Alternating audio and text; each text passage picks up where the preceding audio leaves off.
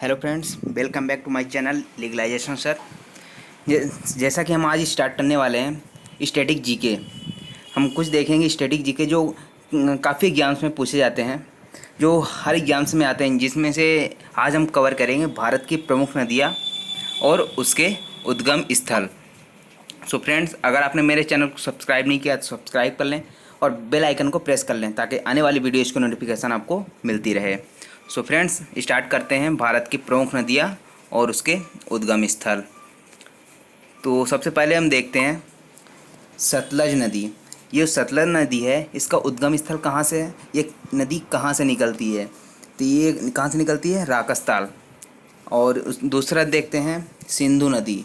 इसको इंग्लिश में बोला जाता है इंडस नदी, और इसका उद्गम स्थल कहाँ पे है? मानसरोवर के निकट सिनका वाप, यानी कि कहीं कहीं इसका नाम सनोखिया वाप भी लिखा होता है, तो आप कंफ्यूज मत होइए। सिनका वाप इसका उद्गम स्थल है। उसके बाद देखते हैं थर्ड नंबर क्या है? राबी। राबी कहाँ से निकलती है? कांगड़ा। और ये जो कांगड़ा है वो हिमाचल प्रदेश में, यानी कि जो राबी नदी है हिमाचल प्रदेश के कांगड़ा से निकलती है। उसका फोर्थ देखते हैं ब्यास नदी। ब्यास नदी का उद्गम स्थल कहाँ है? ब्यास कुंड। इसको आसानी से आप याद कर सकते हैं, ब्यास का ब्यास कुंड। उसके बाद झेलम। झेलम नदी कहाँ से निकलती है? शेषनाग झील। उसके बाद देखते हैं गंगा नदी। गंगा नदी कहाँ से निकलती है? गोमुख हिमानी। और यमुना यमुनोत्री हिमानी, यानी कि जो हिमानी शब्द लिखा हुआ है इसका मतलब होता है कि जो हिमालय पर्वत से निकलती है जो नदियाँ, उनको हिमानी बोला जाता है। यानी कि गंगा और यमुना कहाँ से निकलती हैं? गोमुख हिमानी और यमुनोत्री हिमानी से। उसके बाद देखते हैं चंबल नदी। चंबल नदी कहाँ से निकलती है? जानापाव पहाड़ी, यानी कि जानापाव पहाड़ी से चंबल नदी का उद्गम स्थल है, वहाँ से यह बहती है, निकलती है। उसके बाद देखते हैं रामगंगा।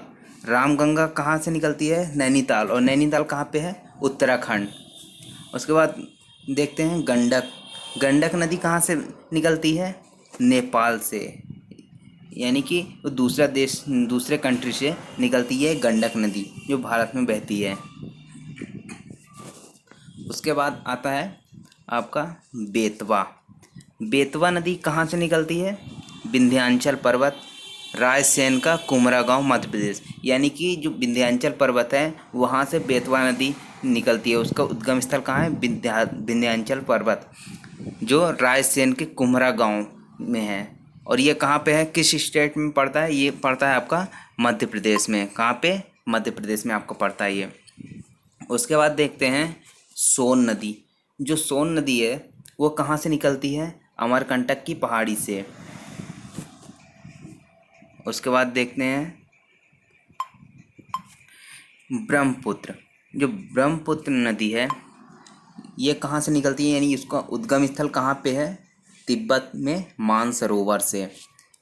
ये ब्रह्मपुत्र जो नदी है, जो बांग्लादेश में जाके इसका नाम चेंज हो जाता है। उसके बाद देखते हैं आगे ये नर्मदा नदी। नर्मदा नदी कहाँ से निकलती है? अमरकंटक से, यानी कि अमरकंटक की पहाड़ी से निकलती है नर्मदा नदी। और कौन सी नदी निकलती है अमरकंटक से? सोन नदी। यानी कि सोन नदी और नर्मदा नदी कहाँ से निकलती है? अमरकंटक की पहाड़ियों में से निकलती है ये दोनों नदी। उसके बाद देखते हैं ताप्ती नदी। ये ताप्ती नदी कहाँ से निकलती है? बैतूल से। और यहाँ पे 2 पॉइंट देखते हैं, तो ये नर्मदा नदी और ताप्ती नदी, यानी कि ये जो दोनों नदियाँ हैं वो ईस्ट टू वेस्ट बहती है, यानी कि पूर्व से पश्चिम की ओर बहती है। और बाकी जितनी भी नदियाँ हैं वो कहाँ से बहती हैं? वेस्ट टू ईस्ट, यानी कि पश्चिम से पूर्व की ओर बहती हैं। लेकिन ये 2 नदियाँ हैं जो ईस्ट से वेस्ट बहती हैं। आगे देखते हैं महानदी। महानदी कहाँ से निकलती है? रायपुर। रायपुर कहाँ है? छत्तीसगढ़। यानी कि रायपुर से महानदी का उद्गम स्थल है, यानी वहाँ से बहती है। उसके बाद देखते हैं क्षिप्रा। क्षिप्रा कहाँ से निकलती है? काकरावाड़ी, इंदौर से। यानी इंदौर में एक काकरावाड़ी है जहाँ से क्षिप्रा नदी प्रारंभ होती है, वहाँ से निकलती है, बहती है। उसके बाद देखते हैं माही। माही कहाँ से निकलती है? मेहत झील से। उसके बाद लूनी नदी। ये कहाँ से निकलती है? नाग पहाड़। ये नाग पहाड़ कहाँ पे? अजमेर यानी राजस्थान। राजस्थान में ये अजमेर में नाग पहाड़ है जहाँ से ये लूनी नदी निकलती है, यानी इसका उद्गम स्थल कहाँ है? नाग पहाड़ में। उसके बाद देखते हैं सोम। सोम नदी कहाँ पे है? बीछामेंडा। यानी सोम नदी का उद्गम स्थल कहाँ है? बीछामेंडा, उदयपुर। यानी उदयपुर में ये सोम नदी का उद्गम स्थल है। यानी उदयपुर और अजमेर ये सब कहाँ है? राजस्थान में है। साबरमती। साबरमती कहाँ पे है? जय समुद्र झील में है। बाणगंगा कहाँ है?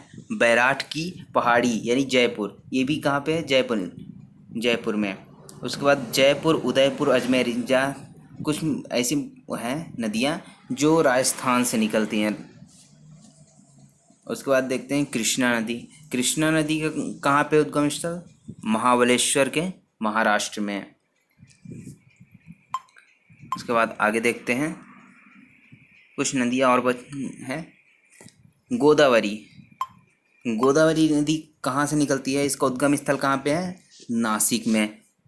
यानी कि कोई गदा मार दे नाश हो जाए उसका, यानी इसको ऐसे आप याद रख सकते हैं, गदा से नाश हो जाए। गोदावरी कहाँ से निकलती है? नासिक से। उसके बाद कावेरी। कावेरी कहाँ पे है? ब्रह्मगिरी की पहाड़ी यानी कर्नाटक में। कावेरी का से कर्नाटक, आप याद रख सकते हैं, ब्रह्मगिरी की पहाड़ी, कावेरी कर्नाटक। उसके बाद तुंगभद्र गंगमूल चोटी, आप इसको भी याद रख सकते हैं, तुंग और गंग, इस प्रकार से आप याद रख सकते हैं, तुंगभद्र और गंगमूल चोटी। यानी कि तुंगभद्र नदी कहाँ से निकलती है? गंगमूल की चोटी से। उसके बाद हम कुछ सहायक नदियों को देखते हैं। गंगा की सहायक नदियाँ, जो गंगा की सहायक नदी है कौन कौन सी? सहायक नदी क्या होती है? सहायक नदी वह नदी होती है जो बहती कहीं और से आके सब गंगा में मिल जाती हैं। तो कौन कौन सी ऐसी नदी है?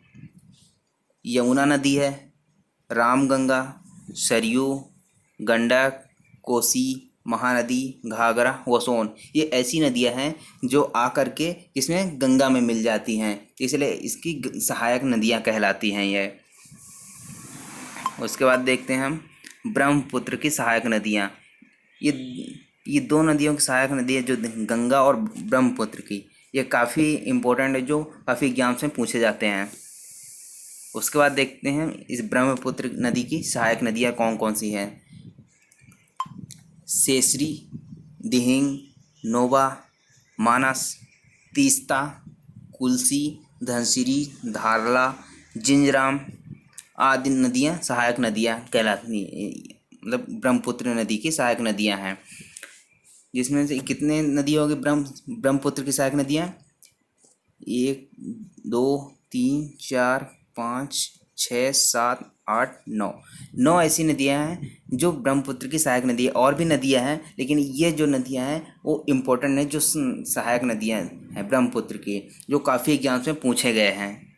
सो फ्रेंड्स, ये थे हमारे आज की कुछ प्रमुख नदियां और उसके उद्गम स्थल, जो काफ़ी एग्जाम में इम्पोर्टेंट है। Thank you so much for watching legalisation sir.